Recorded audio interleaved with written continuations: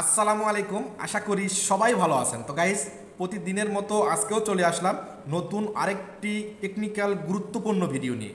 তো আজকের এই ভিডিওর মূল টপিক হচ্ছে বিদ্যুৎ বিল কিভাবে কমিয়ে আনা যায়।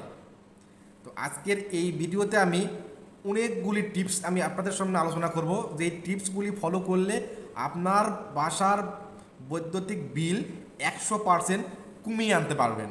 তো গাইস, ভিডিওটি শুরু করার আগে আপনার কাছে আমার ছোট্ট একটি রিকোয়েস্ট, আপনি যদি আমার এই চ্যানেলে নতুন দর্শক হয়ে থাকেন তাহলে অবশ্যই আমার চ্যানেলটি সাবস্ক্রাইব করবেন। আর যদি অলরেডি সাবস্ক্রাইব করে আমার এই ছোট্ট পরিবারের সদস্য হয়ে থাকেন তাহলে আমার চ্যানেলের পক্ষ থেকে অনেক অনেক ধন্যবাদ। তো ভিডিওটি না টেনে সম্পূর্ণ দেখবেন, এতে করে আপনার অনেক উপকার হবে। আর ভিডিওটি দেখার পরে অবশ্যই একটি গঠনমূলক কমেন্ট করবেন এবং লাইক দিবেন। আর যদি ভালো লাগে তাহলে অবশ্যই শেয়ার করবেন, কারণ আপনার একটা লাইক, একটা কমেন্ট, একটা শেয়ারে আমার পরবর্তী ভিডিও বানার আগ্রহ যোগায়। তো চলুন আর বেশি কথা না বাড়িয়ে মূল ভিডিওতে যাওয়া যায়। তো গাইস, বিদ্যুৎ বিল কমিয়ে আনার জন্য টেকনিক্যালি অনেক প্রকার টিপস আছে। তো সেই টিপসগুলি আপনার নিজেরাই প্রয়োগ করে বিদ্যুৎ বিল কমিয়ে আনতে পারবেন। প্রথমত, যখন আপনারা বাসা বাড়িতে ওয়্যারিং করবেন তখন ভালো মানের ইলেকট্রিক্যাল ইকুইপমেন্ট ব্যবহার করবেন, যেমন তার, হোল্ডার, সুইচ, এই সমস্ত যে ইলেকট্রিক্যাল যে মালামালগুলি আছে সেগুলি ভালো মানের ব্যবহার করবেন। ভালো মানের ব্যবহার করলে প্রপার অ্যাম্পিয়ার, ভোল্টেজ, ফ্রিকোয়েন্সি পাবে, এতে করে বিদ্যুৎ বিল কম আসবে। আর যদি নিম্নমানের ব্যবহার করেন, এখানে আপনার বিদ্যুতের যে লস, এই লসগুলি বেশি হবে, এতে করে আপনার বিদ্যুৎ বিলটা বেশি আসবে। আর সপ্তাহে না হলেও মাসে একবার করে হলেও আপনার বাসা বাড়িতে যে সমস্ত আপনি ইলেকট্রনিক্স যে ডিভাইসগুলি চালান সেগুলি অন্তত চেক দিবেন। তো সেগুলি হোল্ডার, সুইচ, আদার্স যে জিনিসগুলি আছে সেগুলি সব কিছু ঠিকঠাক আছে কি না। কারণ যদি ঠিক না থাকে তাহলে এগুলিতে অ্যাম্পিয়ার বহন বেশি করবে, এতে করে বিদ্যুৎ বিলটা বেশি আসবে। আরও যদি করতে পারেন সেটি হচ্ছে, যেই সুইচগুলো আপনারা ব্যবহার করেন, সুইচ 6 মাস 1 বছর পর হলেও সুইচগুলির যে লাট বোল্ট আছে সেগুলি অনেক সময় মরিচা ধরে নষ্ট হয়ে যায়। তো সেখানে যখন আপনি সুইচটা আপনি ব্যবহার করেন, সেক্ষেত্রে ওখানে অ্যাম্পিয়ারটা বেশি নেই, ভোল্টেজ বেশি নেই, সেক্ষেত্রে আপনার বিদ্যুৎ বিলটা বেশি আসতে পারে। যদি আপনার সুইচটা খারাপ মনে হয় আপনারা চেঞ্জ করতে পারেন। আর বছর 6 মাস পর পর ওই সুইচগুলি যে লাট বোল্ট আছে এগুলি আপনারা টেস্টারের মাধ্যমে টাইট করে নিতে পারেন। অনেক সময় লুজ কানেকশন হয়ে যায়, এর ফলে স্পার্ক করে, অনেক কিছু দুর্ঘটনা ঘটে, এর ফলে বিদ্যুৎ বিলটা বেশি আসে। কারণ অ্যাম্পিয়ার বেশি খরচ হয়, বিদ্যুৎ বিলও বেশি আসে। আর যেটি করতে পারেন সেটি হচ্ছে, যখন আপনারা টিউব লাইট বা এনার্জি লাইট বা ডিম লাইট, আদার্স যে লাইটগুলি আপনারা ব্যবহার করেন, এই লাইটের যে হোল্ডারগুলি আছে এই হোল্ডারগুলি অনেক সময় মরিচা ধরে। তো মরিচা ধরলে এখানে অ্যাম্পিয়ার বেশি নেয়, এতে করে বিদ্যুৎ বিল বেশি আসে।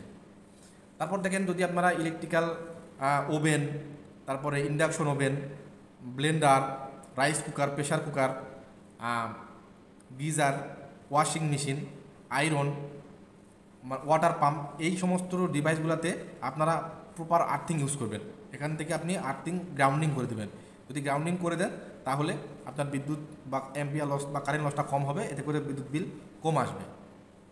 আর যেটি করতে পারেন সেটি হচ্ছে, আপনার বাসা বাড়িতে প্রপার আর্থিং করা আছে কিনা সেটিও আপনারা লক্ষ্য রাখতে পারেন।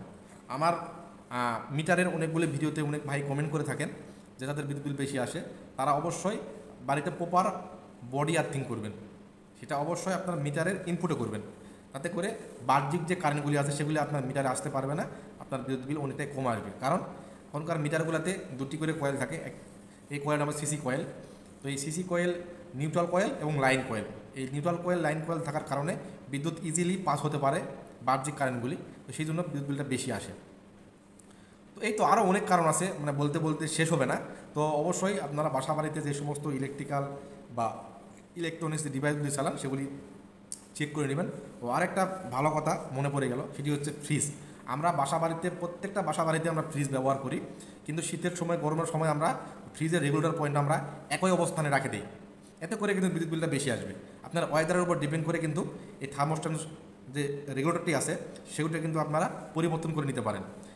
আর অনেক সময় দেখা যায় যে এই থার্মোস্ট্যাট ফিউজ অনেক সময় হ্যাং করে, হ্যাং করলে কি হয়, আপনার ওই ফ্রিজের কম্প্রেসারটা 24 ঘন্টায় চলে, এতে করে বিদ্যুৎ বিলটা কিন্তু বেশি আসে।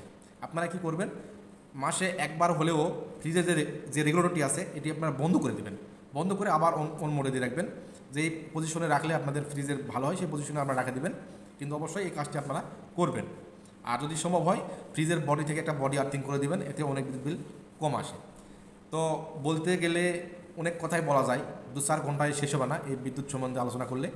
তো বর্তমানে এতটুকুই বললাম। তারপরে যদি আপনার বাসা বাড়িতে যদি বিদ্যুৎ বিল নিয়ে কোনো সমস্যা থাকে, কোন সমস্যায় আপনারা ভুগতেছেন, কী সমস্যা হয়, তো সেটি আমার কমেন্ট বক্সে জানিয়ে দিতে পারেন। আমি চেষ্টা করব আপনার কমেন্টের সূত্র ধরে সঠিক সমাধান বের করে আমি আপনাকে রিপ্লাই করব। আর আমি হোয়াটসঅ্যাপে নাম্বার দিয়ে রাখি সবার উপকারের জন্য। যদি সম্ভব হয় যে সমস্যাগুলি আপনারা ফেস করতেছেন সেগুলি একটা ভিডিও করে আমার হোয়াটসঅ্যাপ নাম্বারে পাঠিয়ে দিবেন, সেটা আমি দেখে আমি আপনাকে সঠিক সমাধান দিব ইনশাল্লাহ। তো গাইজ, আমার এই ভিডিওটি আপনার কাছে কেমন লাগলো অবশ্যই কমেন্ট করে জানাবেন। যদি ভালো থাকে লাইক করবেন এবং বেশি বেশি করে শেয়ার করবেন। আর বিদ্যুৎ নিয়ে যে কোনো সমস্যা আমার কমেন্ট বক্সে কমেন্ট করে যাবেন। তো আজকের মতো এই পর্যন্তই, দেখা হবে আগামী অন্য কোনো আরেকটি মূল্যবান ভিডিওতে। সেই পর্যন্ত সবাই ভালো থাকবেন, সুস্থ থাকবেন। আল্লাহ হাফেজ, আসসালামু আলাইকুম।